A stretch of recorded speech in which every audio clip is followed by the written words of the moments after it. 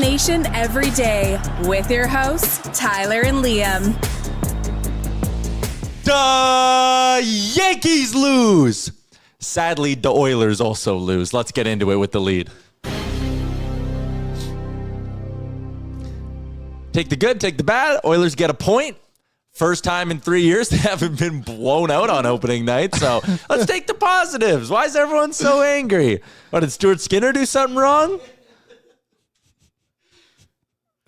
Well, welcome into Oilers Nation Everyday. We come to you live from the Sports Closet studio. You can find them online at sportscloset.ca. And just a reminder, the newly renovated Kingsway location is reopened. The doors cracked open yesterday. They're back at Kingsway. And just a reminder that the new alternate jerseys release on in-store and online Sunday, October 12th. That's just a couple days from now. Get yourself a Thanksgiving present. Yeah, do you do that? Or is that like a self-gift? I don't know. Okay, I just want to make sure. Yeah. I'm not forgetting something. I'll be honest. I got a peek at some of that third jersey merch. Like the jerseys. And listen, I'm a sicko. I'm going to buy a jersey eventually. I was thinking I haven't bought a jersey for a while. Like the last jersey I bought, I think was Devon Shore. No, you have your Evander Kane one. Oh, you got that as a gift though. It was a gift. But I think I got the Shore one first. I think it was the last one I purchased. I need a new one. I think I'm going to get this third jersey. Who do you want to put on the back? The Iceman. Sean Ashmore. Iceman cometh. Good pull, Liam. Do you get that one? No. He was Iceman in the X-Men. Okay. Thank you.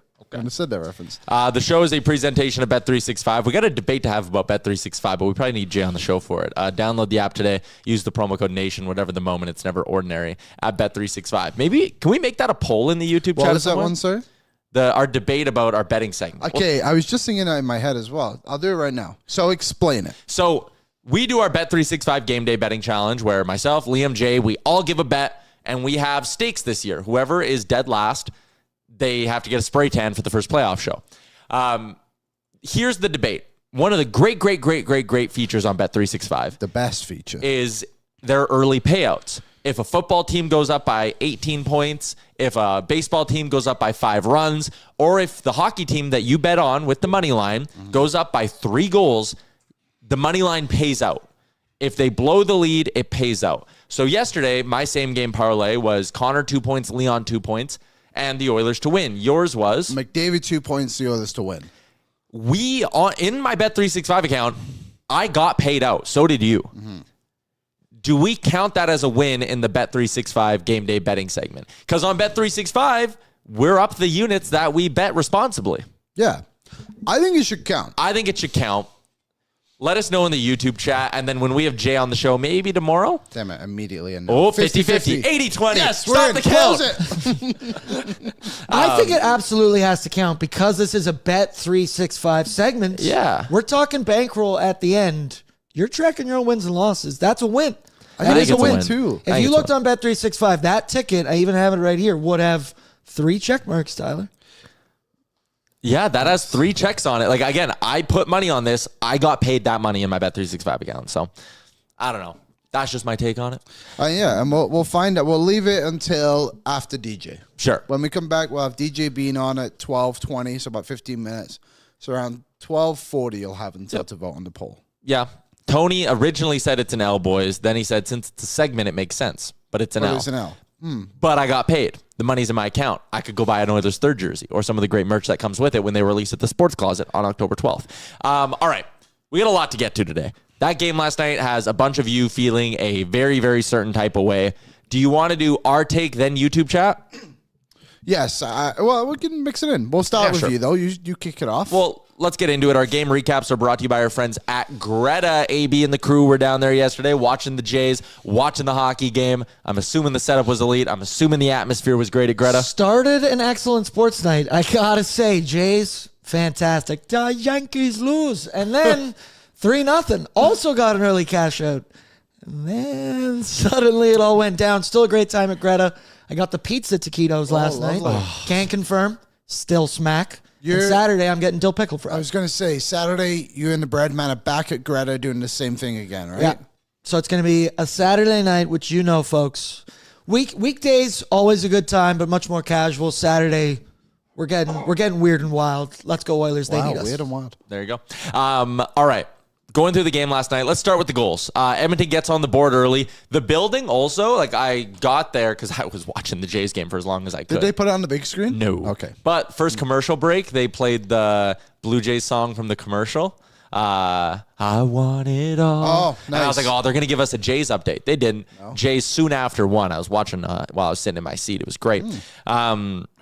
Oilers get on the board early. Crowd was awesome, from player intros to, just the way everyone was cheering every little moment early in the game, the way the crowd got loud for the Oilers' first power play, true playoff atmosphere. So shout out to everybody who was in the crowd last night. It was great.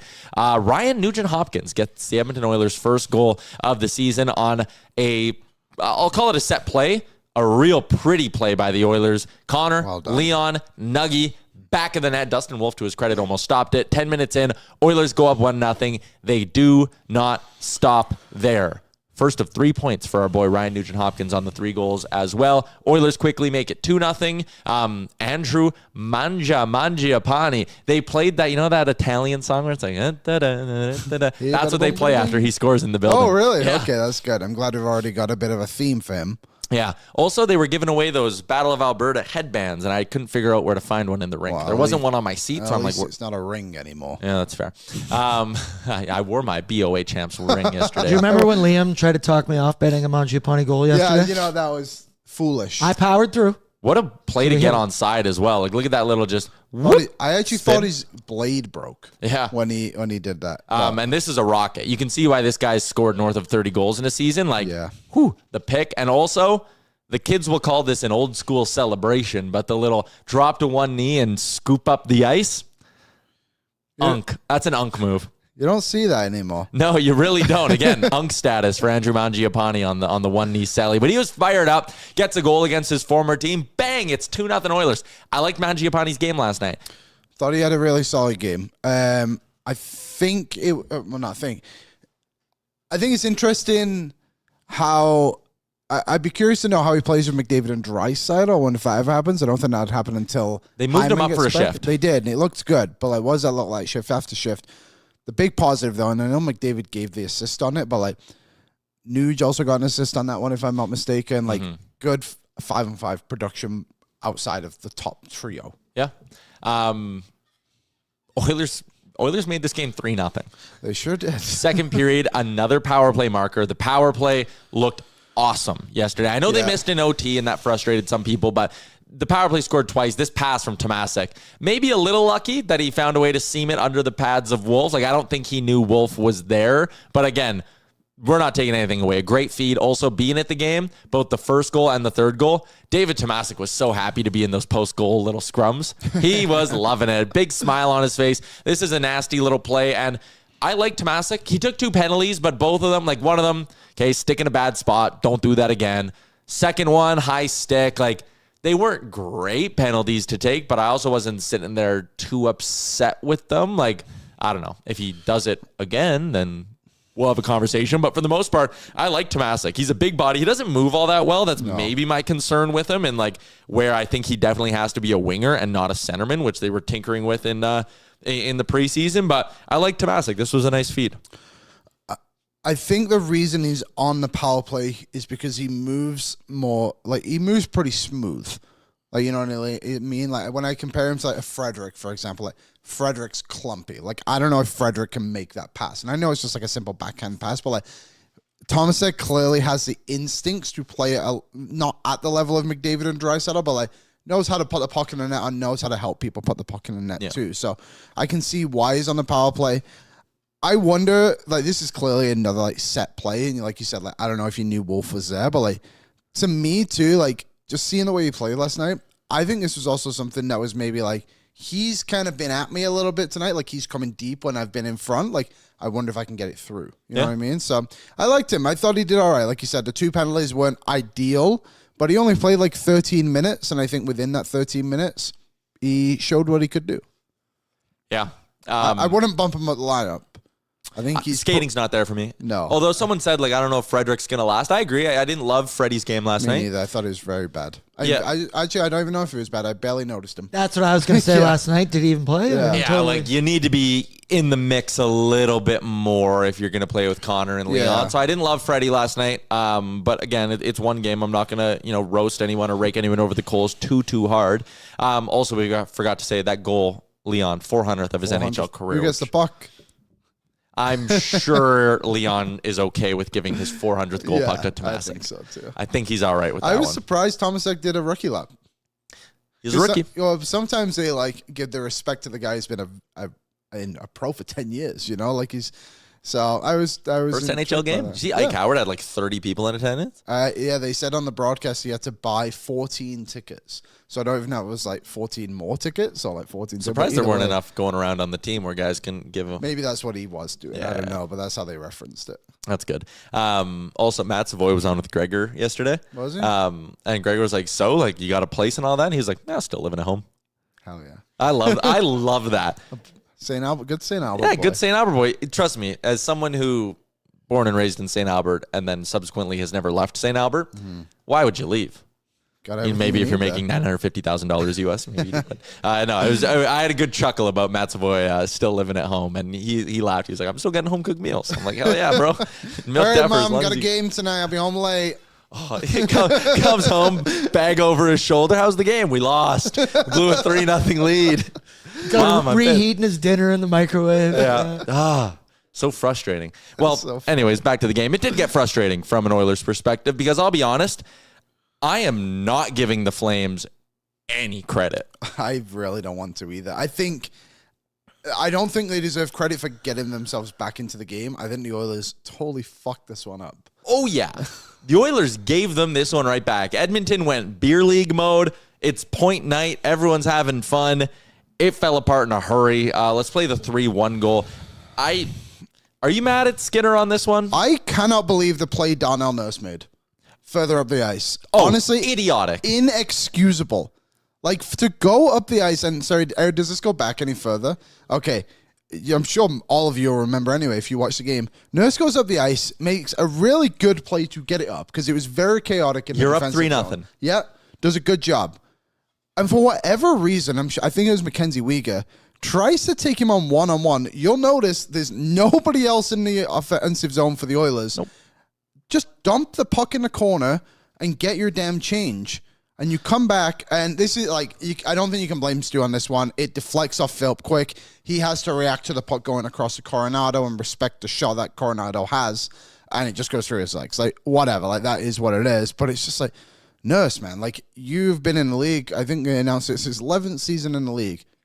You should know what to make a play there because you make so much money. And we just can't afford every night to be like, oh, if Nurse just did this. You're up 3-0. Yeah. You do not need to walk around. It was a selfish, dumb play.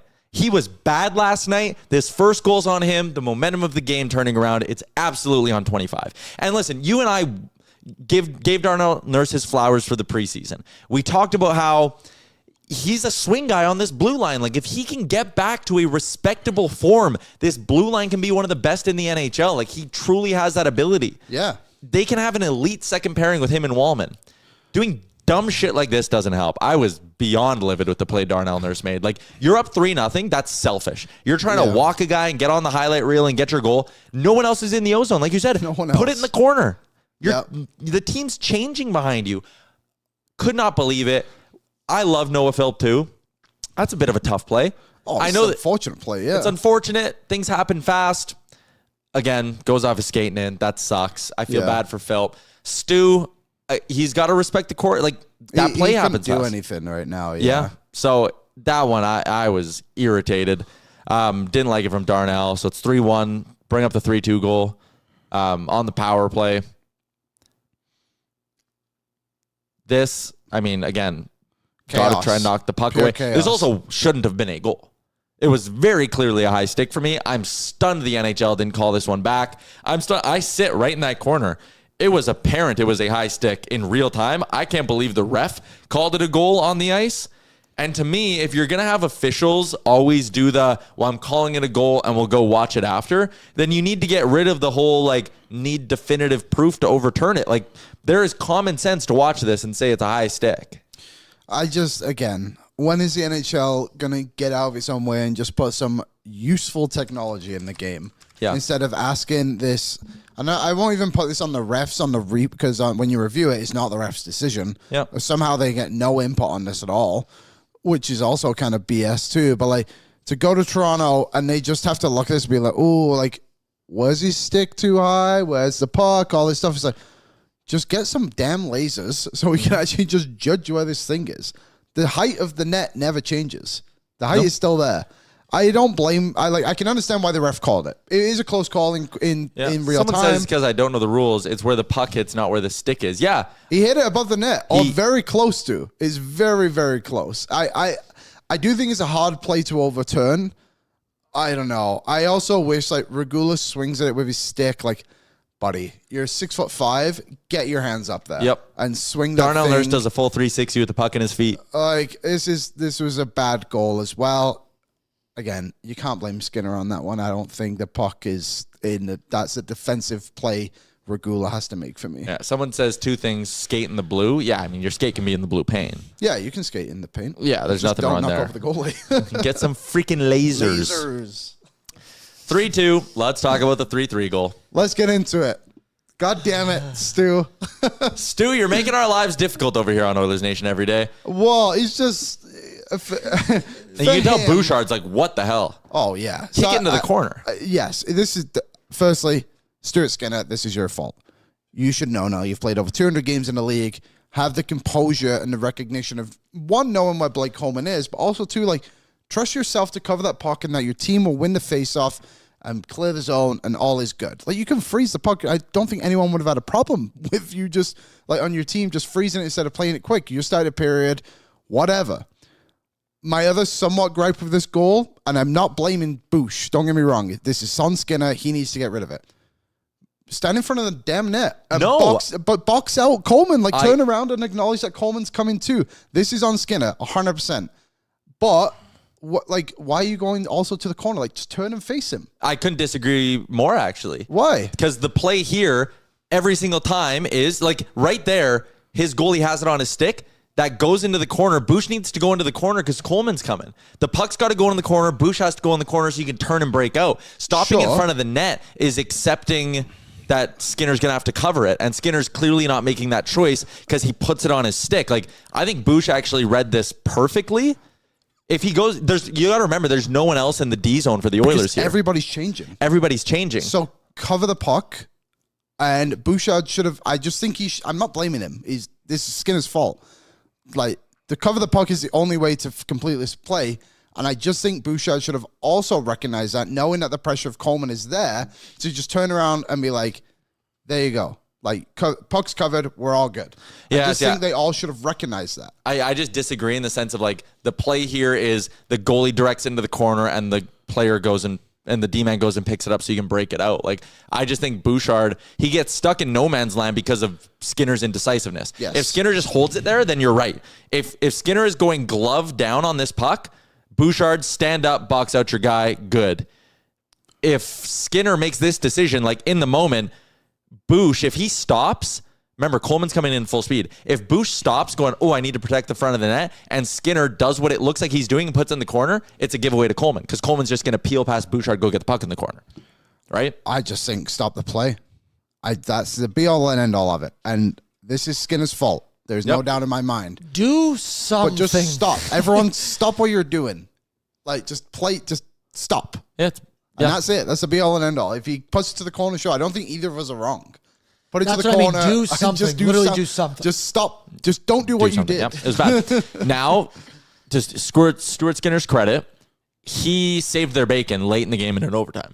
The Kadri save was a big one. Saves up, plural. He stopped Kadri twice in OT. I don't remember the second one. First one was just he came out, fired it, and then the play kept going, and he won. Right, okay, so I'm thinking of the second one. Yeah. So, yeah, you are thinking of the second one. So he stops Kadri twice. That's great. Thought he was good in the shootout. Again, solid. I know some people are like, oh, they hit a lot of goalposts. It's like, No, he gave them multiple chances to win that game in the shootout. Set them up for them to get a power play in OT and win the game. Oilers don't score on the power play. That's fine. Not Stuart Skinner's best game. I'm not going to sit here and convince anyone otherwise. I felt like for a first game of the year where 2 of the goals definitely aren't on him. The one is inexcusable. And I get that's people's gripe with him is like he always has the one. He made a couple of big saves. It's frustrating because you sit there and the numbers obviously stink and the blooper goal is bad. Yeah. And it's like, damn it, Stu, if you don't make that one mistake, we're sitting here singing your praises this morning. Yeah, and that is half the battle. And that is the frustrating part about Skinner. Yeah, and it's a conversation we've had before. Yeah. Totally, we have it. It's nothing new. Too often. And the thing is with him too, like you said, pretty solid game. All in all, take away that moment, and you can't because it's the biggest moment of the game. But it's just like, dude, we're in game 1 of the season. Please just like stop the conversation. You have all the control of this. Yeah. And just be like, come out of it. The team falls asleep around you. You keep them in it. You only allow 2 goals and 2 goals that were questionable, and then all of a sudden, the game's just gone, and it's disappointing. Someone said, Tyler, I wish your eyes would go wider when talking to Liam. That guy's a dickhead. I'm going to block him. Yeah, do it. We had someone DM yesterday and ask for forgiveness if they can be let back in the chat. Who was it? And they don't remember what they did. Was it Doug Waite? No, it was... He's making alter egos now, I swear. Tobias. And I was like, what'd you do? And he was like, it was so long ago, I don't remember. Please let me back. I can let you back. Well, I was going to say we should let the YouTube chat decide. Does anyone remember Tobias? I remember that name. I remember the name too. I Can't remember why we I don't remember what he did. So he wants back in. I'm thinking we can do a YouTube poll. Do we grant Tobias the grace of letting him back in? We let the chat decide. Okay. Like a jury. Our current poll's at 57-43. End it. Good enough for me. That counts, boys. We're counting early We'll have catch to tell up. Jay. The thing is, we have to be 220 votes. We have to be delicate about how we frame it to Jay. Let's not let him know that like we both want. Just be like, hey Jay, like hypothetically, I think we got to dance into it a little bit. Anyways, is our guest here? No. All right. Okay, people seem to want it. I don't even need to do a poll. I'll find him. No mercy, no mercy. Don't block that guy. Oh, I blocked him. Yeah, he's got that guy is gone. Bring him back. That guy came in, called me a prick, and said that I jinxed the Oilers in the playoff run. Buddy, did. I called the Oilers in 5 against the Dallas Stars last Yeah, season. well, think about it. Let that be a message to the rest of the chat. Yeah. All right, I think R.I.P. Doug, he was in the trenches with me, says name. That's a good one. Yeah, Doug Waite did not sleep last night. Coming off that Skinner goal, he was vibrating. He was probably pissed. Doug Waite has been unblocked on this show since the playoffs. I swear he's Shooter McGavin now. I think he is too. I don't know. Shooter's he's like a bit of a different cat. But I think he's Doug with a lesson learned, maybe. Yeah, maybe. You know what I mean? All right. Really hard for me to be like in a bad mood about that Oilers game. First off, got a point. Huh? Also, first game of the year, and everyone's so goddamn mad about Skinner. And it's like, listen, I fully understand that the reason you and I can do this and make a living and a career is because of the passion that Oilers fans have. Yes. I could not imagine, and like, I don't want this to happen, I could not imagine giving that much of a shit about the first game of the year. It's an 82-game season, everybody. Yeah, it was... They lost 6-0 last year and 8-1 the year before that. We've come a long way. We've come a very long way. I tweeted it, and the replies were so toxic. And I was like, you would think if any fan base could handle an opening night loss, it would be the one that starts like shit every year and still makes the Stanley Cup final. What are we doing? Yeah, I think, too, when you look around the NHL last night in particular, like, I don't think there was many teams who were like on their A game. You know what I mean? Like the LA Kings have allowed 9 goals in Golden 2 Knights games. Also blew a lead, gave up 2 in the final 10 minutes. Yeah, like it's early in the season. I 100% get it, and I'm with you guys of like the frustration of what you saw after your team was dominating. I'm here to tell you, Stuart Skinner made a big mistake. I'm also here to tell you the team played pretty bad around him after they went up 3-0, and that first goal went in for the Calgary Flames, but. I just don't think. I think they'll be fine. Dude, the last loss we had was Game 6 of the Stanley Cup Final. Yeah, Losing to the Flames in a shootout. It's not even on the scale of any relativity. So And people we'll are be fine. last name's loss is what you guys get for having the worst family. Oh, that's just a troll. We can boot Who them. was that one? Savage X or something. People are like, oh, it's every game matters. No, it doesn't. They played. We got a loser point too. Yeah, I mean, got you're a gonna point, lose. and they were very clearly the better team. They just blew their own foot off. I don't think they're going to do that a whole heck of a lot this year. All right, Better guest team line about Hyman and Wallman. without two of their best players. And Yaremchuk. 3 if you count Jack Roslovic. Yeah, more on Talk that. about him in a little bit. More on that at 6. The washrooms at Rogers Place were buzzing with excitement when he signed. Let's get out to the Star Mechanical guest line. It's Edmonton's #1 plumbing and heating company. You know them, you love them, and you can trust them for your residential, commercial, or 24/7 emergency services. As we welcome in dear friend of the show for his season debut, DJ Bean. So excited to have you back, Deej. Uh, Oh, is he back, DJ? I can read lips. I'm great, DJ. I hope you're doing well too. Is it on our end or his end? Oh, All right. no. We're going to reset with our good friend DJ. He's sending audio. I think it's on our end, Deej, so just give us a second. DJ Bean of What Chaos. Those boys were out in Los Angeles for a little road trip. I saw that. They were on like headsets in the arena. Did you see that picture yesterday? I think they were doing like a radio hit somewhere. DJ? Oh. 1, 2? Oh no. Oh no. Oh, no. Deej, we might need you to reset. BRB. We might need you to reset. Pull him off. Pull him off. Bye, DJ. For now, he'll be back. Pete Blackburn had a Corey Perry Kings jersey. Also, did you see what the Kings did with their third jerseys? Did you see they booed Corey Perry also? Classic. I saw they came out in their home jerseys to warm up and then switch. But they didn't announce it until that moment. Yeah, so it was a surprise reveal of their third jerseys. Yeah, they warmed up in their normal home jerseys, and then when they did like their player intros for their season opener, they came out in brand new jerseys. Good for them. That's pretty neat. I would say bring back the purples though. I do. The purples are cool. I think the purples would be a bit much on a game-to-game basis. Like, I don't think purples can be your regular homes. But those it's just a nice third jersey. Yeah, you're right. I But agree. like that's the thing. I didn't even notice. Yeah.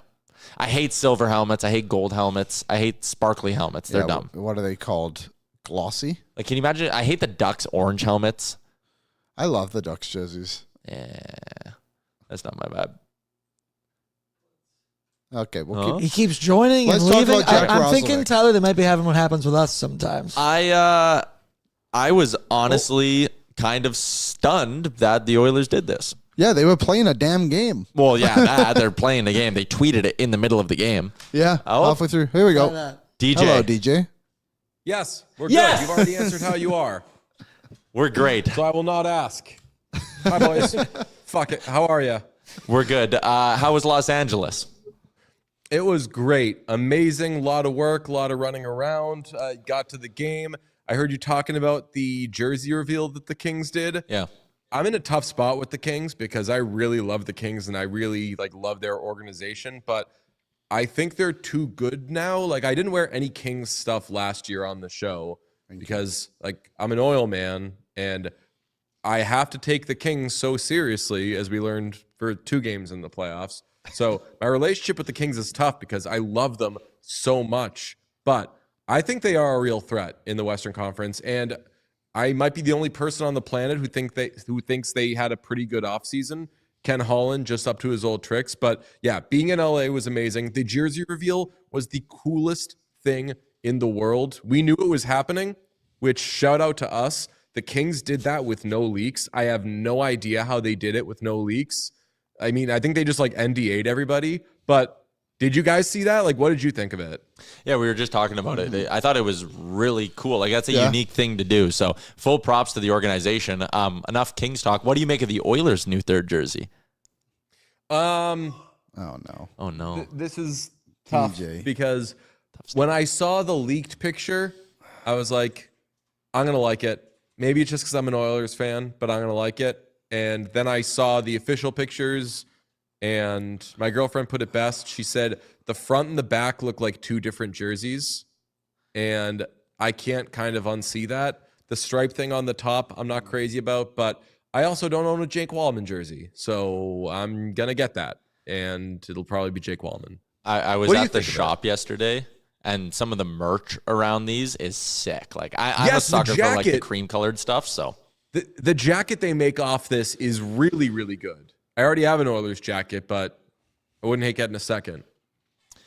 Let's talk about what we saw last night. Opening night loss for the Edmonton Oilers. Fan base freaking out. Stuart Skinner sucks. Every game matters. We now only have 265 regular season games left with Connor. What do? Are we fucked?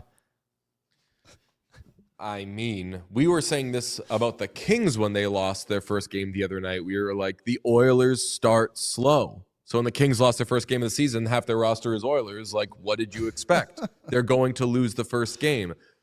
I don't want to say I expected them to lose last night, especially when they were up 3-0. I did not expect them to lose last night, but it's how this team starts. Was last night a little more frustrating because it was so avoidable?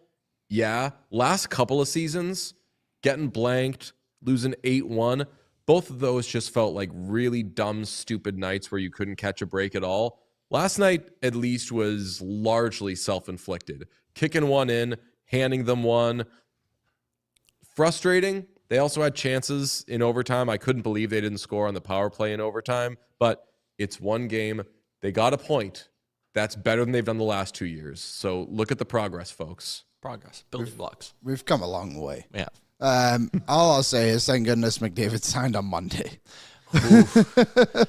DJ, what did you make? $12.5 million. That is bonkers. It's bonkers, and it shows, I think, that he really, really wants to win. He wants to give the teams space to sign other people. But I also still got a little bit of maybe it's just because I'm a depressed person. I was like, damn, only 2 years. Maybe this does mean 2 years or I'm out of here. But the next 3 years, the Oilers have as good a chance to win the Cup as anybody. So they're doing it with two of the best players in the world making a combined $26.5 million. They're in really, really good shape. And if they win one of the next 2 years, he's going to re-sign again. And I'm not saying that if they don't win in the next 3 years, he's not going to re-sign again, but it's all positive. If you want to have some negative thoughts about it and fear that maybe one day he'll be gone, unfortunately, you're able to have those thoughts. But by and large, he took no raise. If Kirill Kaprizov's worth $17 million, McDavid is worth like 21. So we're talking about at least a $5, $6, $7, $8 million discount he gave the Oilers. I think it's also interesting. Like, I had some dark thoughts during it's not a holdout because he was still under contract, but I was like, oh man, like the stuff he's saying, maybe he doesn't like it here as much as we thought he does. And it was a little bit, even though it's a 2-year term, like you said, it was a little bit of a relief to be like, oh, he wasn't wrestling with, does he want to be here or not? I truly think he was just wrestling with, all right, am I really going to take this plunge and leave, honestly, at least $4 million a year on the table? So, like, he's sitting there debating, should I leave $8 million USD on the table? Because that's also another thing. The dollar's not great up here in Canada right now. But, like, I think that's what he was wrestling with. It was never do I want to be in Edmonton or not? Can we win, yes or no? It was like, how big of a favor am I going to do here? Well, what you're saying is it would have been amazing if Bowman was like, can you do 12? He just like negotiated back. Because everyone said there's going to be no negotiation. It's going to be Connor's going to decide this is the contract I want. And then the Oilers will print it and he will sign it. And that will be that. I mean, Bowman's just got to be a good GM there and be like, he's coming in at 12.5. Let's counter at 10. See if we can get him at like 10.75. Could be a good deal for us. Connor, you're really handcuffing us here, big guy. I mean, hey, people will always, like, to an extent, complain. Like, Ekholm signs for what I think is a great number, and he was one of my positives from last night. He looked a lot like Matthias Ekholm of old, but I like the kind of trickle-down effect of like, oh, yeah, Matthias Ekholm, he's in for $4 million now as well, and I guarantee you he could have gotten more on the open market this summer. Yeah, we call it the McDomino effect, and AFP Analytics, who if I'm sure you guys use them, they're the best. They had Matthias Ekholm's projected contract at 2 times $6.48 million, which means the Oilers got him for 3 years cheaper than he was projected to make over 2 years. Now, do you necessarily know if you're going to want Matthias Ekholm on your roster in 4 years? Maybe not. He's going to be turning 40 in May of the third year of that contract. And again, he's got another one on, he's got one more year left on this deal.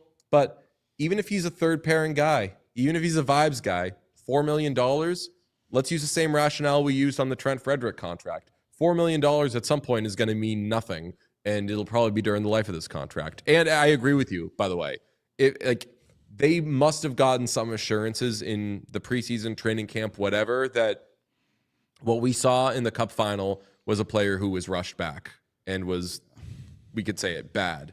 Mm-hmm. I think at some point we're going to see the decline of Matthias Ekholm, but this kind of has decline protection in that by the time he gets bad, he'll be paid what a bad player makes.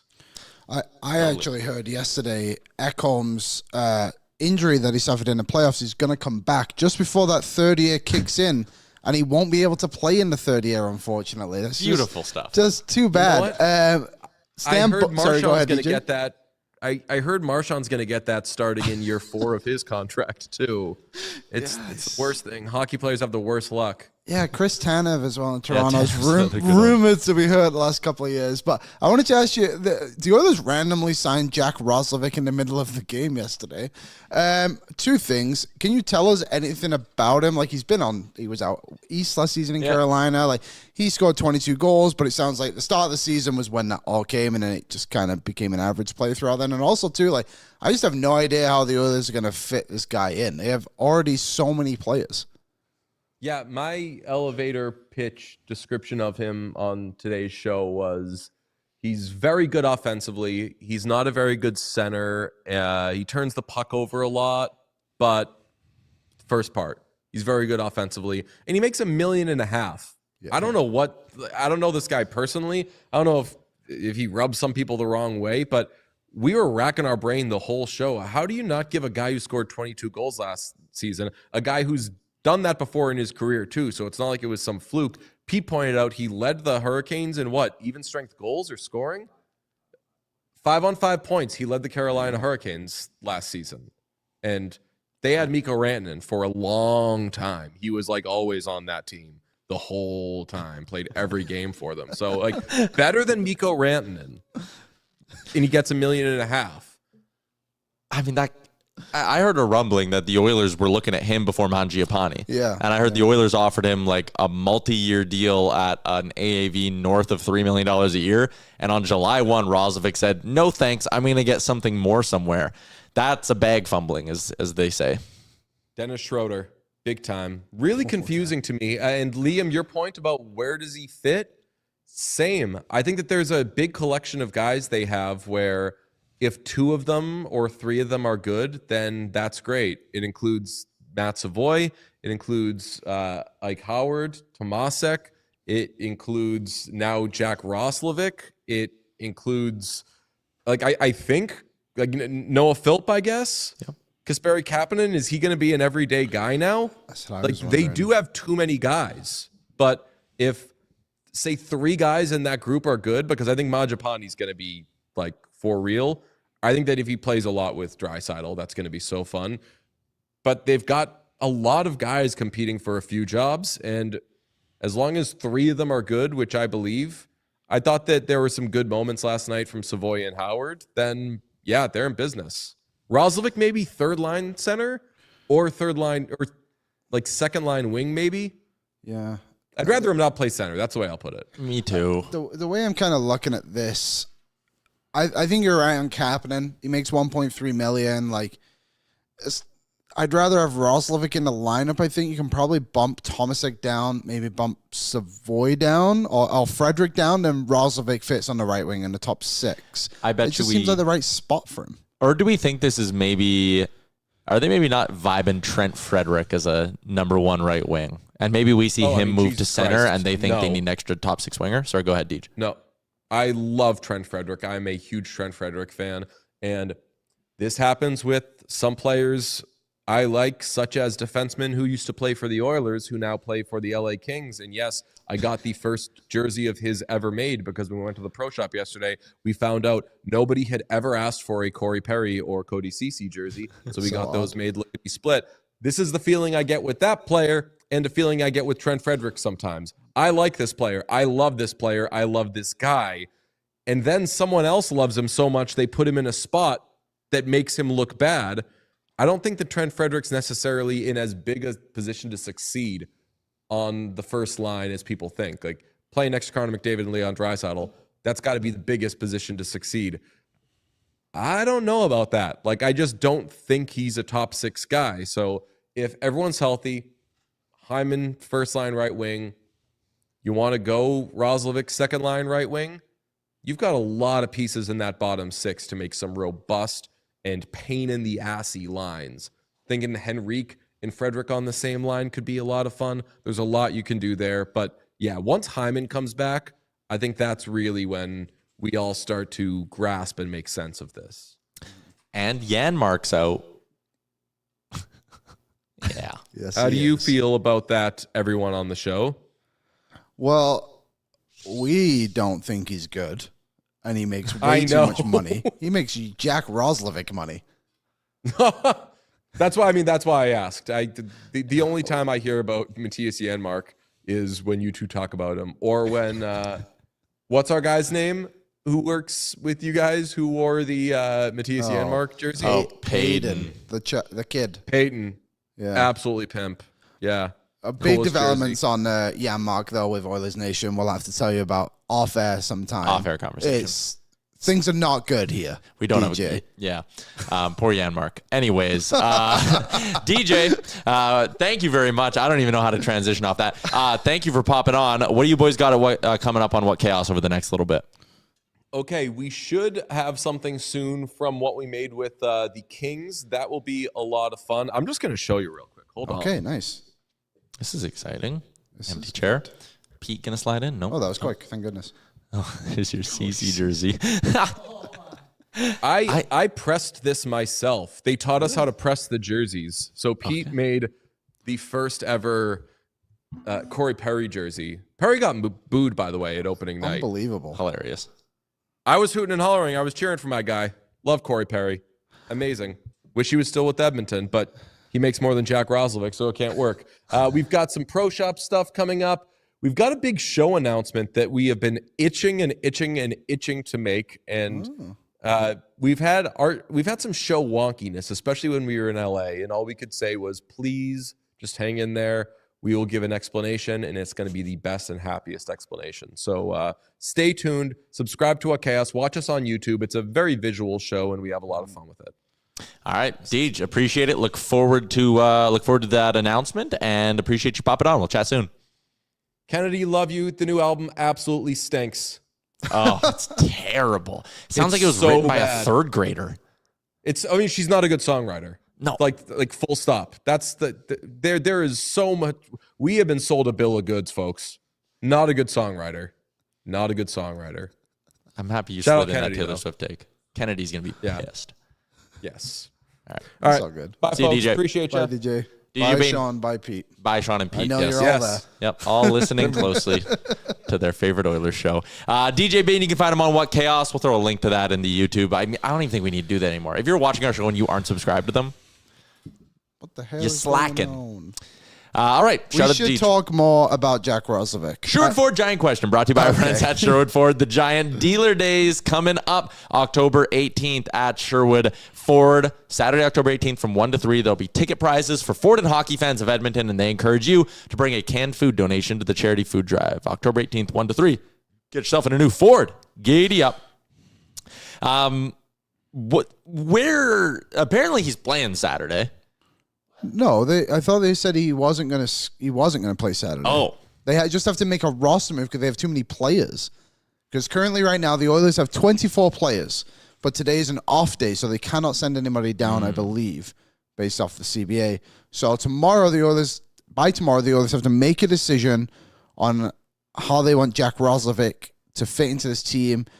Stan Bowman's talked to the media yesterday, and he said, no, Roslovic does not need to go on a conditioner into Bakersfield.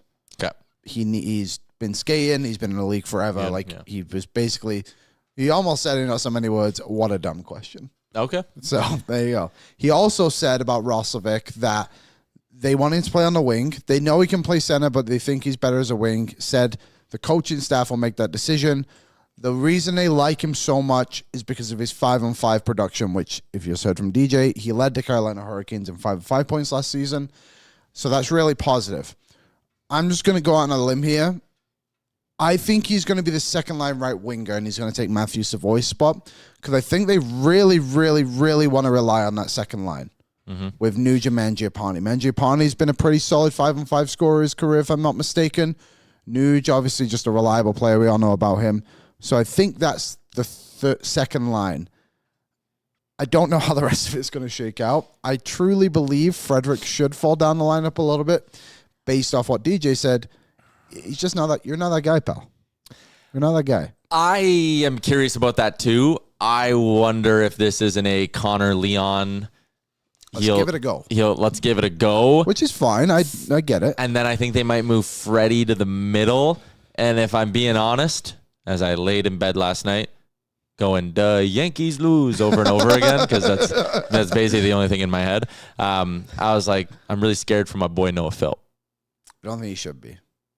I went and rewatched his shifts. I think he had a good game. He had a very good game, but I think I'm nervous the coaching staff don't see it the same way we do, and I think they like Kapanen. And it might not be now. It might be when Hyman's back if everyone's healthy, but like I just hope Noah Philp is at least the 13th forward and not on waivers. That's my hope. So the Oilers currently have $1.8 million in cap space. Yeah. And they currently have 14 healthy forwards, if I'm not mistaken. Correct. I think Lazar will just go down. And then Kapanen will just become the extra skater. Or maybe it's Philp, whoever it may be. Mm-hmm. And then Roslovic slots into the lineup. It also could be, I would not be surprised, I hope it's not, but just for the purpose of waivers and trying not to lose players, it might just be Howard or Savoy. Which I think wouldn't be beneficial when you have such a big road trip going up and you have the opportunity to bond a little bit. It also could be Troy Stetcher. So, like, they're good with cap space until Hyman's back. So I'm not worried about the road trip. They can just plop Roslovic in. Sorry, I didn't mean it based off money. I meant on team bonding. Oh, yeah. Like, getting to know the players a little bit better on the road. They're gone for a while. Yep. So I think that might be a beneficial thing for Savoy and Howard. Yeah, I agree. Let me give you this. Puckpedia, I thought, explained it very concisely. Okay.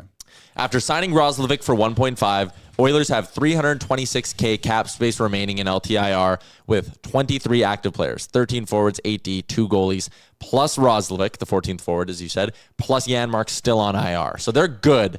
They don't need to send anyone down with the addition of Roslovic. They can just keep carrying 14 forwards. Okay. And I think they will. You're going on a long road trip, like he said. It makes sense. Yeah. Let everyone have the bonding, whatever. To activate Hyman, assuming everyone's healthy at that point, they would need to clear $2.8 million in an annual cap hit. This can be accomplished by sending players down. So let's say... So they don't have to send anybody down? Not for Roslovic. I could have sworn the team said that yesterday. Sorry, yes, because Yaremchuk's on normal IR. Yeah. So I bet you they send down Lazar or whatever. Okay. Anyways, they got to clear $2.8 million when Hyman's back. Trade alert. People keep saying Henrique. It's not going to be Henrique. He has a full no move. Full no move. I don't think that guy puts his hand up and says, "I'll help you out," and wave to go to wherever for a 8th round pick. I think he would have done it. An 8th round pick. Future, you know what I mean, right? Like you'd just be more or less dumping him. Yeah. To clear out 2.8, like you can do it by sending down guys. Obviously. Oh man, see, and this is where I'm confused by the cap situation a little bit, is because 14 forwards, 8 defensemen, 2 goalies. That's 20. Oh, that's 24. Yeah. So you do have one too many guys on your roster. Do you think they waive Stetcher? No, they're going to waive Lazar, right? I think it just makes sense for Lazar to be the guy if they were to have to waive somebody. Yeah. Especially because Roslovic can play center and Frederick can play center. Like you have enough guys with versatility. And Roslovic's a righty. Yeah. So when everyone's back, you're going to need to send down 2 guys equaling about $2.1 million. That means oh man, you actually are pretty tight. Yeah. Like one of them's got to be, unless they think they have a trade for Yaremchuk or Kapanen. I don't think they'd trade Kapanen. I think they like the speed from Kapanen. But Janmark, like, when you go through the penalty killers from last night, Savoy, what was it? Savoy, Henrique, Phil, Nuge, Draisaitl, and McDavid.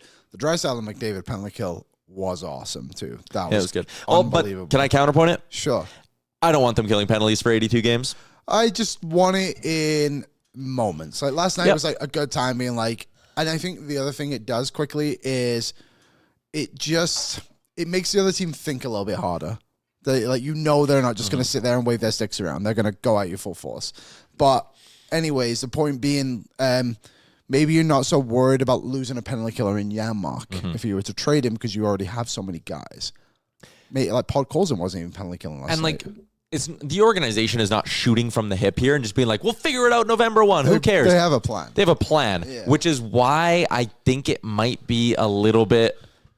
Okay, you got to clear 2.8. Lazar puts you down to right around 2.1. Janmark's full cap hit at 1.4 and one of Stetcher or Regula is 2.1.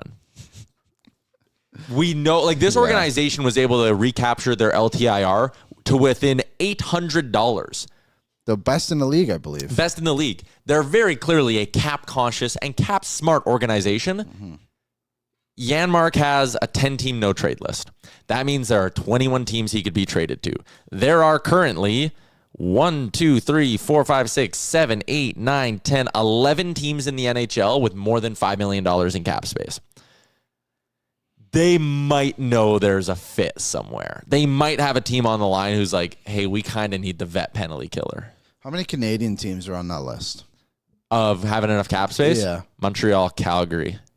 Okay, well, I don't think I believe those two teams would be on his list. I believe so, too. So, from what we know, when Janmark signed, it was between the Oilers, Dallas, and Vegas. Those were the only three organizations we believe he was interested in going to. You may remember that he played for Dallas and Vegas, and he also has properties there. I think he has basically zero interest in playing within Canada outside of Edmonton. Agreed. So I think if they were to send him down, like, it would be one of the other. I forgot how many teams you said. Not Montreal or Calgary. Like, I mean, does Carolina put up their hand and be like, penalty killer? Sure. I mean, I don't know, right? And you're getting them for a prayer. You just got to agree to take the money. Give me a 6th round pick. Is that too high? Yes. The math's too hard on that. I guess it could be Kapanen too, but again, I think they like Kapanen. They just re-signed him. Just re-signed him. This managerial staff re-signed him. And this managerial staff wanted to sign him as a free agent a year ago and then claimed him on waivers. Like, again, I think he stays. Yeah, it's interesting. Maybe we'll get Gregor's take on that in a little bit. He's going to pop by in some time. But that was our Sherwood Ford Giant question. What's your lineup with Roslovic in it? This team's deep as shit. I will say, I'm glad they got Roslovic over Lucas Reichel. Yes. Well, okay, can I give you, to wrap this up, he had 21 even-strength goals last year. Can I tell you the other guys who had 21 even-strength goals last year? Please do. Sebastian Aho, the good one. That's not the defenseman. Got it. Mikko Rantanen, Ivan Barbashev, Kevin Fiala, Sam Reinhart, Philip Forsberg, Zach Hyman, and Sidney Crosby. You don't luck into 21 5-on-5 goals, which I realize is something we also said about Jeff Skinner. But Roslovic has been on good teams more in his career. I think that's a positive side of it. Yeah, like doing it on Carolina, like... It's legit. Yeah. I know they don't have a star, but you're clearly doing something right. Was good on Winnipeg, was good on Columbus. Loves a hot start to the season. Yeah. Loves it. Gabriel in the chat, Skinner's the problem. Which one? Jeff, Stu, who are we on here? We're talking forwards. Press box is comfy from Todd. I mean, who knows? Like they might have a little, who knows how injured Janmark is? I know that it's not long-term, but this organization's done this before where it's like day-to-day, and then Arvidsson last season, I mean, this team for months. Yeah, and they were like, Arvidsson's coming back in a week. Upper body, lower body. Yeah, no, like a week. And then he just didn't play for a couple months. I was saying this I was talking to my mum last night. She's becoming quite the hockey fan, but she asked the questions. Mm-hmm. She's like, what does this mean for the money? Like, how does that work? I was like, you know what? Something might just happen. Like, all of a sudden, some guy just can't play for a few weeks, and then the problem gets pushed down the road.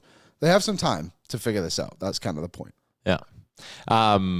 Speaking of having to explain things, when people ask me cap questions that are like casual hockey fans, I'm like, oh boy, I really need to, okay, so you can do this, can't do that.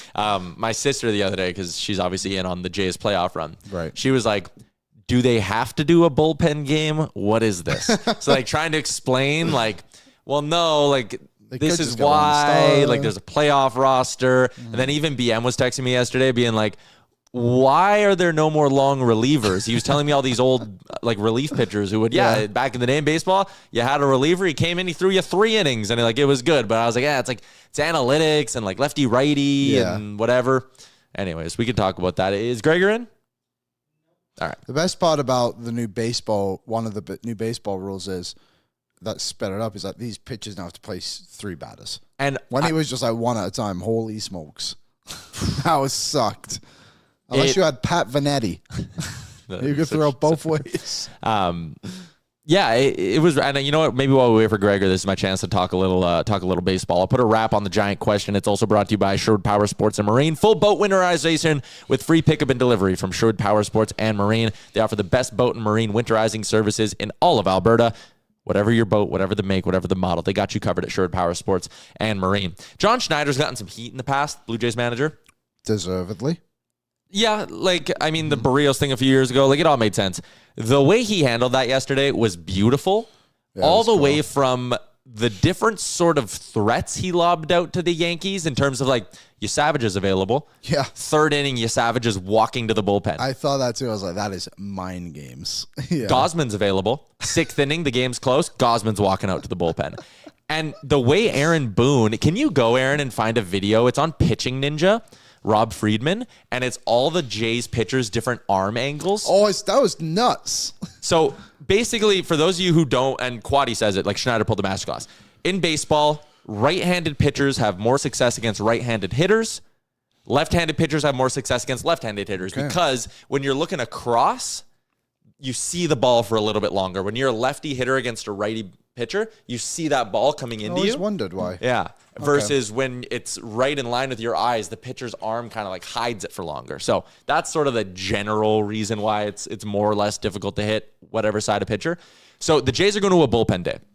The Yankees, in kind of response to that, because they want to make it tougher for the Blue Jays to have a lefty that's going to get 3 straight lefties it off. The Yankees basically went righty-lefty in their whole lineup. Messed with their kind of flow, what they usually do, and went righty-lefty the whole way down. Schneider just walked through that wonderfully. Starts with a hard-throwing righty in Louis Varland, and then would basically go lefties in the back half of the lineup when the Yankees hitters weren't quite as good. And then every time Judge came up, hard-throwing righty, boom, boom, boom. He would get Judge, and usually that pitcher would get Stanton as well. And also I saw, if I'm not mistaken, maybe when they weren't able to get the hard thrower, they just walked him. Yeah. Didn't happen once? Okay. Yeah, they walked him. They gave him the intentional walk the one time, too. Like, it was beautiful. And the Jays ended up using, I think, 8 different pitchers in that baseball game. They held the Yankees one. So look at this. And I don't know if you can, like, pause it at the top, Aaron, but, like, a little more. Get it, like, right when they're releasing. Look at where all these different... Perfect. Look at where all these different arm angles are. No Yankees hitter faced the same pitcher twice. So every time they came up to bat, there was a different arm angle coming from a different side of the plate to them. Or from a different side of the rubber. That's insane. Yeah, that is. The baseball is such an interesting game because it is so simple to play. Mm-hmm. You stand there, I'll throw the ball at you try and hit it. Yeah. But it's so technical with like stuff like this. There's signs and like you got to think like the shift was only in the game a few years ago. Yeah. And like, the fielding was a lot more complicated. It's like it is a tough game to manage, I think is fair to say. And that's too many numbers for me on the screen. Yeah, I don't understand what a lot of this stuff means. Average arm angle. I agree. Yeah. Oh, then that's where it was. Yeah. I see. That's why they released it. Yeah, it was awesome. And I just loved how fired up all of them were too when they got a guy out. It was just, it seems like you say the term all the time, the team of destiny, but they just like seemed so all in. And the Yankees just seemed so thrown off. Yep. They were never comfortable at the dish. No. Also, the crazy thing about playoff baseball, pins and needles every inning, especially when it's a bullpen game and you're like, oh my God, this guy's got to get us like the next 3 batters. Oh, it was awesome. But I have a question about Marlins, man. Yep. Remember when we met him in Florida? I don't know. I know I've heard of him, but I don't know the story of it. Yeah. So he's just a Marlins fan, obviously. Yep. And he just goes to games. And sits right behind home plate because that's where he likes to sit. And that's it. Yep.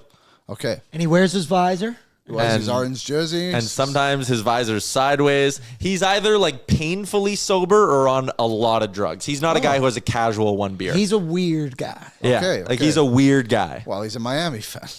Fair.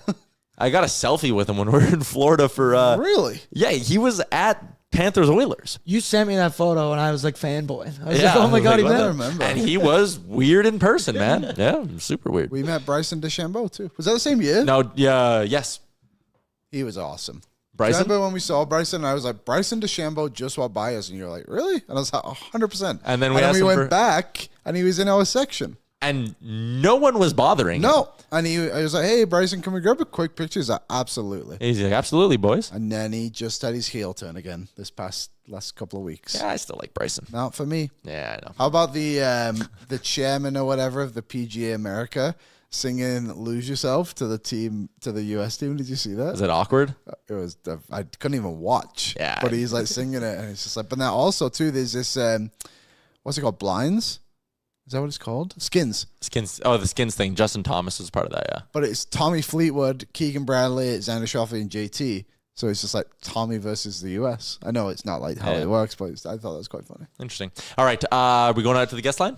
He's connected. Just but setting up. he's Getting that's set fine. up. Okay. Yeah, I think he might be ready to go in a minute here. All right.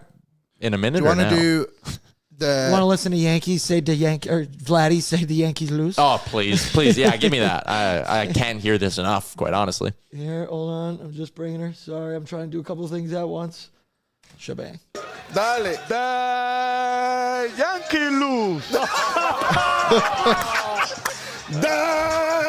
Yankee lose. Let's go, baby. Let's go. Vamos, hey, let's do it again. The Yankees lose. The Yankees lose. Let's go, baby. And like Jeter and A-Rod are doing like the good sport, like haha. You can tell Jeter especially. Jeter looked pissed. He looked pissed. Hell yeah. Does he still own the Marlins? No, he's out of the Marlins. I think he left the Marlins because he's hoping to get someone with the Yankees. I think the Yankees are going to fire. They should fire Aaron Boone. No, they should keep him. Yeah, they should keep him. And the Kings should keep Jim Hiller. Yeah. Yeah. Keep running and it back. Jonas. If it ain't broke, don't fix it. Yeah, exactly.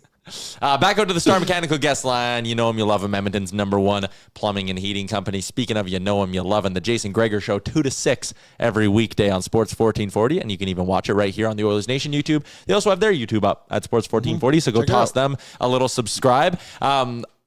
Gregor, can we start? Oh, yeah, we're starting Blue Jays. I didn't know you were coming on with the J shirt. Let's go. What did you make of the win last night and the trolling from Ortiz and Vladdy? Yeah, you know what? You're supposed to have a little fun in sports. That kind of fits with Ortiz. And you know what? Hey, you got 3 teams that are obviously rivals. The Jays maybe haven't been at the same level as Boston and New York for a while, but first time they've ever faced the Yankees in the playoffs, they beat them.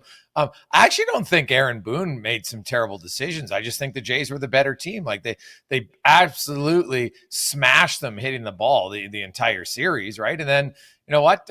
Give the Jays credit. A lot of people questioned the bullpen day, and it worked out. That was exceptional managing. And every time he seemed to push a button, even if the guy would get a walk, his pitchers rewarded him and got an out afterwards. And they never really, were in trouble. Like Fleury, I don't know when the last time he gave up a home run was. So, that was kind of like, all right, like eventually the other team is supposed to do something, right? Like you're not supposed to pitch shutout after shutout. So, you know what? I just think the Jays were a better team. And, they deserved it. Like as great as, the 2 big stars were at the plate in the series, they kind of even each other out. Although Vladdy hit 3 dingers. So yeah, Judge was hitting singles. Vladdy was hitting dingers, but Ernie Clement, there was no one on the Yankees who was close to Ernie Clement. Right. And I loved it when he got beamed. He gets right up. What the, that was awesome. What about Lucas coming up? What do you have? 5 RBIs in the series? Like they had lots of guys, which really what they've done all season long, right? Like, and the one game the Jays won was where they did something they don't do very often is make errors defensively. Yeah. Game they lost. Yeah. It also is like just from a fan perspective. I don't know if you've seen like the numbers Sportsnet's been putting out, like over 10 million different Canadians watched some part of one of those games. It is so cool when baseball fever hits the country. And we really haven't had it now for like basically a decade, but like everyone is on this bandwagon right now. It's great. Well, it's one of the rare things that can unify lots of different people. Like, I always chuckle when people in hockey, oh, you should cheer for the other Canadian team. Shut the hell up. Stop telling people who they should cheer for. Why the hell would a Flame fan be like, oh, go Oilers? Like, give me a break, right? And you think Oilers fans are going to be like, go Canucks, go Maple Leafs. Like, it's never happening.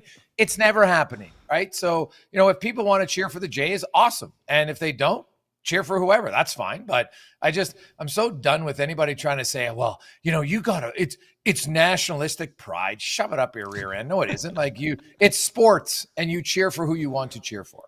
Let's get into the hockey. We've kind of broken down the game last night a bunch of different ways. It's one game, but I want to get to the Roslovic news with you. How surprised were you when this came down? I mean, the number's great, but I'm just sitting here being like, man, they have a lot of forwards. They have a lot of forwards, but do they have a lot of forwards who can score?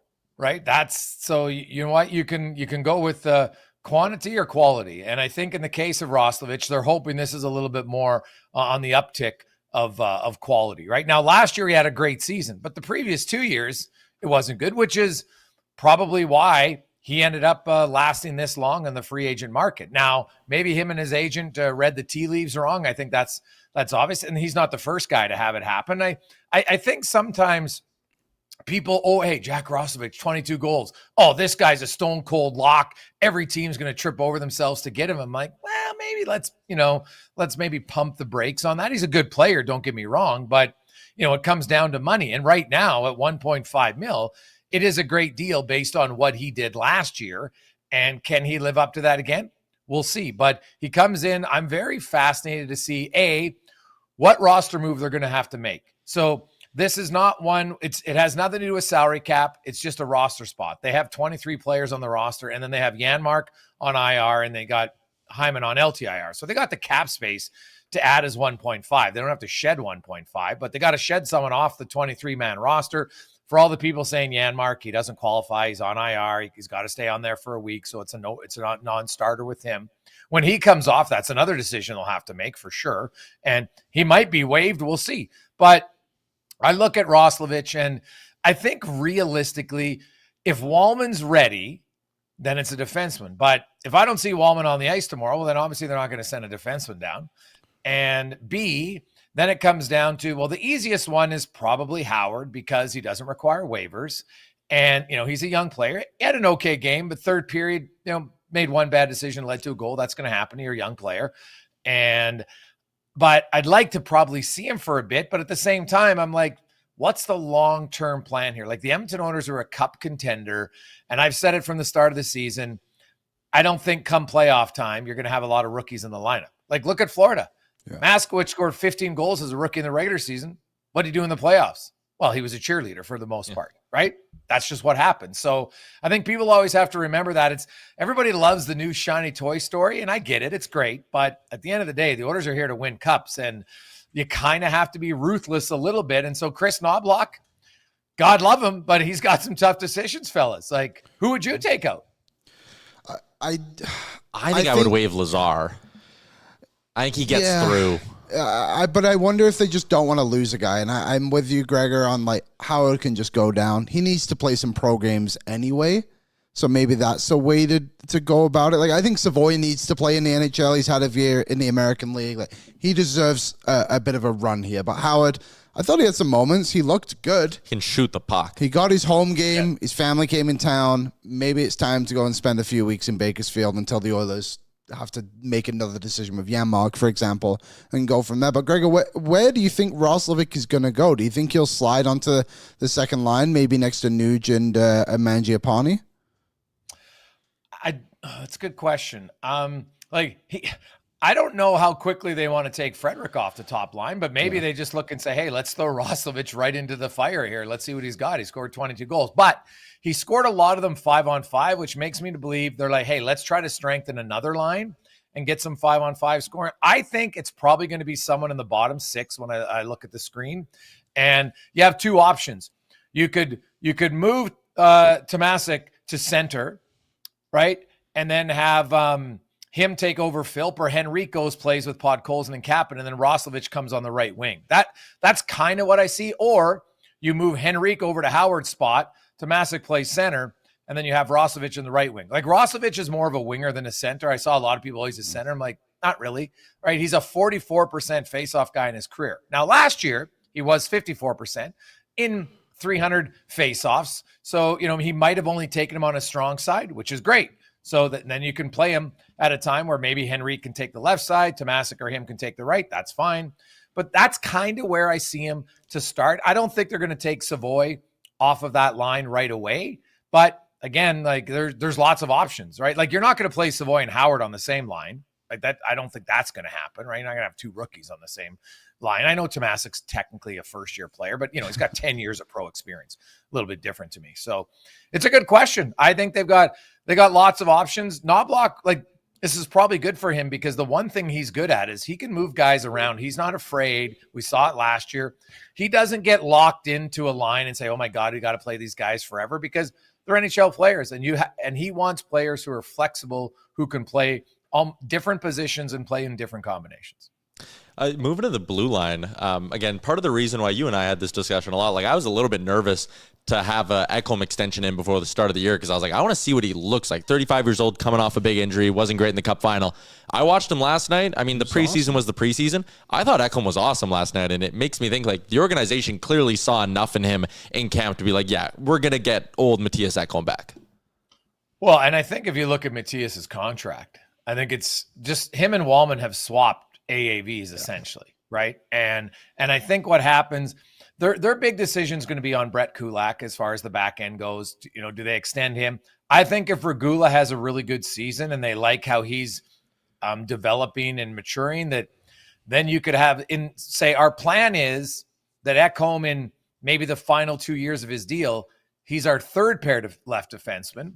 And Wallman and Nurse are our top two pair defensemen, right? Because of his foot speed. Like eventually it's going to slow down, but that could be 2 more years from now. So I think they're set up really well on the back end. They've got their big 4 defensemen signed. Regula's cheap for another year. Emberson, I think, might be in trouble here in the lineup with Regula because Regula just moves the puck way better, guys. I think we saw it last night. I like Ty Emberson's will and everything, and he'll take a hit. But for a guy who doesn't have the puck very often, why does he get hit all the time? Right? Like he's not quick enough. He always gets hit. Like look at in the playoffs, look at in the regular season. I think he had hits received. He was like second in the league. And I'm like, yeah, he's playing 13 minutes a night. Like it doesn't really jive. So I think Regula is probably going to be pushing him. And I'm in no rush to worry about Kulak. Like the Oilers are there to win. I think if at the end of the season you want to re-sign Brett Kulak, great. And he would probably do it, Pride of Stony Plain. I see it all that. But again, if I'm Brett Kulak, and let's say hypothetically the Oilers win, he's like, man, I got to fill out my dream. I won a cup. I got to play in my hometown. I think I'm going to cash in now. Like, look at last summer. Look at what some veteran defensemen get made. And the truth of the matter is, guys, the best players aren't leaving their teams. I've been saying this for a while. Look what's happened. Every 3 weeks ago, everyone's like, oh, my God, next summer's free agent crop. It's going to be awesome. Kaprizov, McDavid, Eichel, Kyle Connor. Wrong. They're all signed. And that's kind of how it's going to be. And especially because like teams will have for the flat cap years, like, yeah, there was a lot of activity, even on the trade market. Like no one had cap space. Everyone had assets. So we actually saw, I felt like a few more trades the last number of years or teams trying to get themselves out of jams. Now that everyone has cap space and everyone has assets, like they're just re-signing their own guys and there's really no risk because the cap's going to keep shooting up. Like I feel like we might be in for a run here of like some pretty boring off seasons in the NHL because everyone can keep their bad contracts and still improve their team because the cap jumps up $8-9 million. Very true. And I think the other thing to watch for in the NHL is while the salary cap keeps going up, that means that your revenue has to keep going up to match it. And I think we're entering a period here, guys. Don't be surprised in the next 5 years that you have teams who have $15 or $20 million under the cap. And, because the floor cap separation keeps getting more, that you're going to have teams, oh yeah, they're above the floor, sure, but they're 20 million below the cap. Like look at this year. There's 6 teams $10 million below the cap. Yeah, and I talked to Brent Wallace out in Ottawa over the summer, and he said already with the increase we saw last summer, the Senators have kind of been told, like, you can't spend that much. Like, the U.S. Canadian dollar still isn't great. Like, that's going to be a factor. Well, that's a good point because I think we will start to see a bit more of a separation from the rich to the poor in the NHL. So, Greg's, we got to wrap, but thank you very much for popping on. You're live at 2 o'clock. Who do you have coming up on the show? That's a great question, Ty. I have no idea. No, we're going to talk lots of Jays, actually. I think Conman's got us someone from Toronto, maybe even a former Jay, actually, who was working on that. But we're going to try to, dive into Roslovic a little bit and kind of see. We're going to go to Carolina. Maybe what did he do? Because he has scored 22 goals twice in his career. Now, they're separated by, 2 years in between. But, what type of player are the Oilers really getting? And, I don't know if they have to make a move today, but the other thing, guys, don't rule out a trade. Don't rule out a trade here to get a late pick or something to free up rather than just lose a guy potentially on waivers for nothing. Yeah, that's a good point. All right, thanks, Greggs. Have a good show. See you, Gregor. See you later. There you go, Jason Gregor. And I remember correctly from his vacation, that is an Alejandro Kirk shirt he's wearing. Really? Yeah, Kirk Truther, before his late season heater. It's an OG. Shout out to Gregor. He's Kirk's live at been 2 a great o'clock. player for a while for the Blue Jays. Oh, yeah, totally. Really solid. Oh, I'm on cloud 9 with the Jays. You tell. can't put me in a bad mood today, man. Even the Oilers lost a shootout yesterday. I think I still have a smile on my face walking out of the building.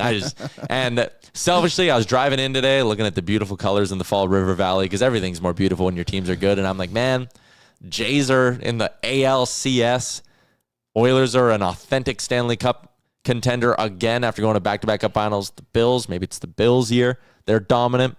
Man, it's Life's good. yeah. Life is good. I'm sitting here with the Bills, and I'm like, man, Baltimore might not make the playoffs. KC looks the worst. I know we do this every year with KC, but they legitimately look the worst they've looked in a number of years. Second best team in the AFC might be the Jacksonville Jaguars. Yeah. Charged.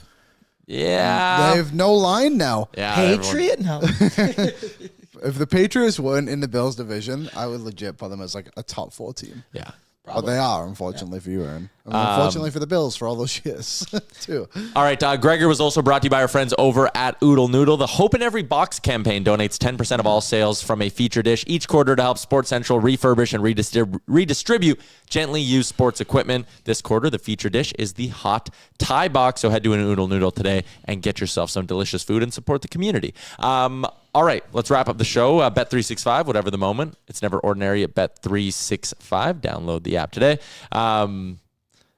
People in the chat, by the way, talking about Adrian Kempe. God, what I would do to have him on my team. Oh, I know. He's going to re-up it. It's the same conversation. I'm actually not convinced. Really? Well, I saw reports yesterday that he would like it to have a new contract by the turn of the calendar year. But they only want to pay him 8.5, 9, and he wants 11, 12, whatever. Yeah. And I just always come back to what is the debate for LA? Who are you picking between? Why are you not giving him 12? Just if he wants. He's your best player, and it's not even particularly close. Yep. Kevin Fiala's a good player. Don't get me wrong. Yep. Quentin Byfield, good player. Probably could be their best player one day. But Kempe is your best player today and will be for 5 more years. Okay, quickly, bets. There is a shot prop I love tonight. Juraj Slavkovsky had 6 in his first game. He's plus 205 to get 3 tonight. 205. Whoa. Slam it. I would play him up to 4 and get real juicy with it. They play the Red Wings. They play the Red Wings, who bleed chances against because their blue line stinks. Thursday Night Football. Eagles, 7-point favorites on the road facing the New York Giants. Do you like that number of 7 or? Yeah, because the Giants don't have enough wide receivers who can catch a football. I Interesting. watched them play because I had Jackson down on my fantasy team. Holy smokes. He's good. They're all awful. Mm-hmm. The only thing I always get confused about from a betting perspective on the Eagles, I just never know who to pick for touchdowns. Jalen Hurts. I know, but the last he hasn't had one in back-to-back games because they've actually been letting Saquon run him in and I actually think Dallas Goedert, if I had to pick a receiver, is probably the safest one. I was honestly thinking that too, as you said it. So you can go. I think the Eagles will smoke them. You can go Goddard. You can go Eagles -7. And you can go, let's go Jalen Hurts Russian. He always uses his feet. The one thing I've been loving to do on Bet365 recently is you can do daily lineups for free. Yeah. And it's so fun. Obviously there's other ones you can do, but this one is right there on our website. I use it every day. The over-under one's fun, too. So fun. They have a lot of free $20. games. Yeah, they do. And again, if we don't bet lots of money, it's just fun to kind of have something to root for. Yeah, and it's free. Yeah, it's free. All right, there you go. That is a wrap. We're wrapping up the show a little bit early today because we got to get to real life, and we have a big company meeting today. Giddy up. Stick around because Ask Doobie will come up right as the show ends. Yeah, there you go. Ask Doobie with former Oiler Devin Dubnyk is next, and then it'll roll probably pretty much right into Gregor at 2 o'clock. So we got you covered on the Oilers Nation YouTube. Hope you all enjoyed listening to us actually talk about hockey. Yeah, I hope you enjoyed Feels it. good. Feels good. That's a wrap. Have a good Thursday, everybody. We're back tomorrow, noon Mountain. Oil up. What's up, Nation citizens? If you enjoyed today's episode of Oilers Nation Everyday, make sure you hit the subscribe button here on our YouTube to not miss any of our content. We got you covered from interviews, insight, analysis, everything you need to stay up to date on everything around the team. Hit that subscribe button so you don't miss a video.